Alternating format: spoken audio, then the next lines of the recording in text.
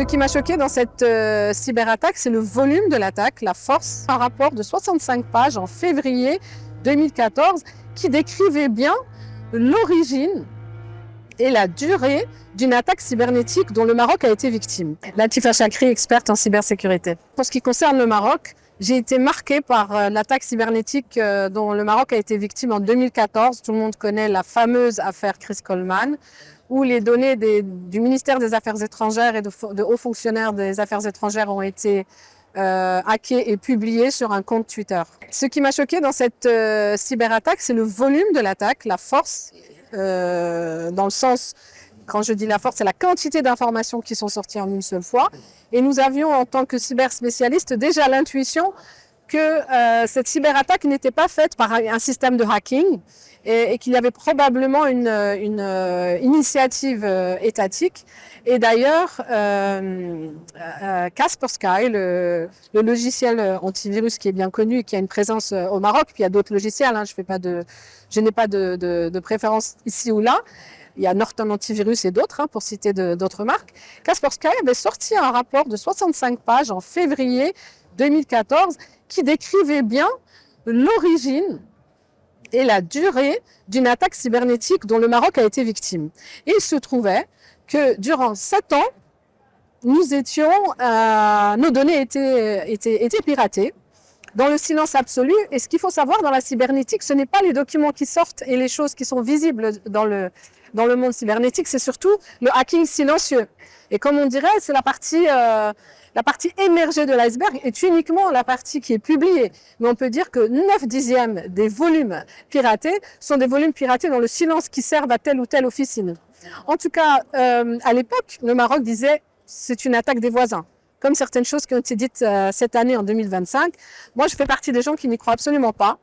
Parce qu'il est très difficile d'attribuer une nationalité à une attaque cybernétique, pour une simple raison.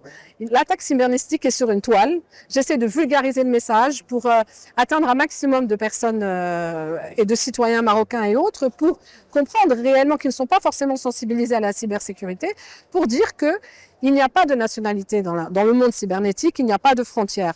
Par contre, il peut y avoir une initiative, on va dire une locomotive qui décide d'attaquer, de pointer du doigt une opération.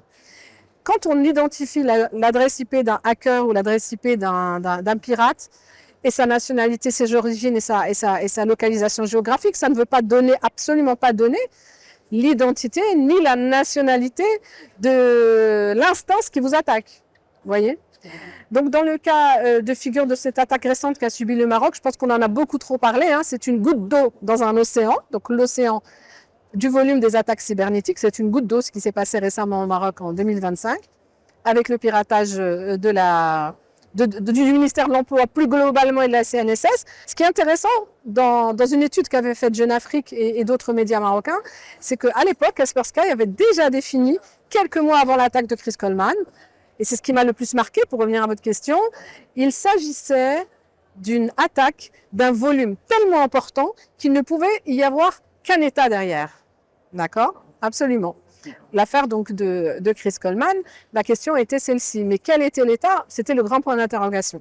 Ensuite, 2 ans après, puisque Chris Coleman c'était en 2014, 2 ans après, en 2016, les gens ont compris, ou les institutions marocaines ont compris d'où ça venait. Il y a aujourd'hui 2 catégories on va dire, de virus sur lesquels il faut être très très vigilant. Il y a les virus qui sont aujourd'hui, on va les appeler les virus de niveau 1, qui sont des virus utilisateurs, qu'en général l'éditeur de logiciels protège. Donc toutes les protections sont dans les mises à jour. Donc nous devons obligatoirement mettre à jour tous les logiciels, mettre à jour toutes les versions des différents logiciels. Et vous avez le niveau que j'appellerais le niveau 2, voire niveau 3. C'est le niveau très critique des virus, qui sont en général des virus invisibles.